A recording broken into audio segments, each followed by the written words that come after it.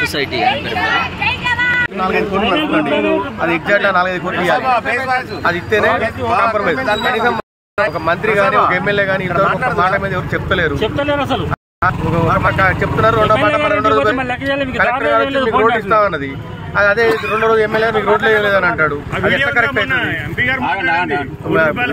ముగ్గురు మాట్లాడిన వీడియోస్ ఉన్నాయి మా దగ్గర. మంత్రి గారు మాట్లాడారు, కలెక్టర్ గారు మాట్లాడారు, కొండా సురేఖ గారు.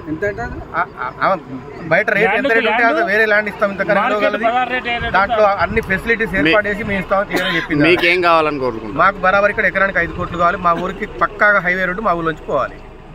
అది మా డిమాండ్. మేము మా ఊరు నుంచి 175 ఎకరాల భూమి మేము ఎయిర్పోర్ట్కి ఇచ్చుకుంటూ మా ఊరిని మేము చీకట్లో పడేసుకోవాలా? అదొకటి చూడండి.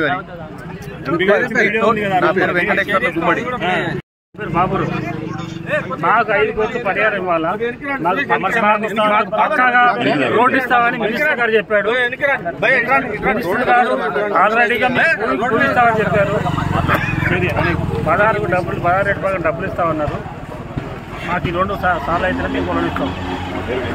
అంటే మీకు ఇప్పుడు భూములు పూస్తానన్నారంట కదా? నవోదయ దగ్గర మాకు నవోదయ రాజావారి కట్టే 2 భూములు ఉన్నాయి, మీకు ఇష్టం వచ్చి తీసుకోమని చెప్పారు.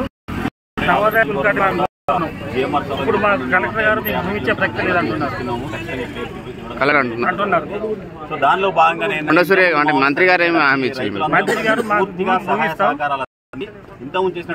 లేకపోతే మార్కెట్ రేట్ మీకు కావాలంటే మార్కెట్ రేట్ ఏ విధంగా గ్రామంలో ఇక్కడ మార్కెట్ సమస్య ఏంటంటే ఏదో రిజిస్ట్రేషన్ మంచిది ప్రకారం అయితే 20 సంవత్సరాలు మాకు న్యాయం జరిగింది.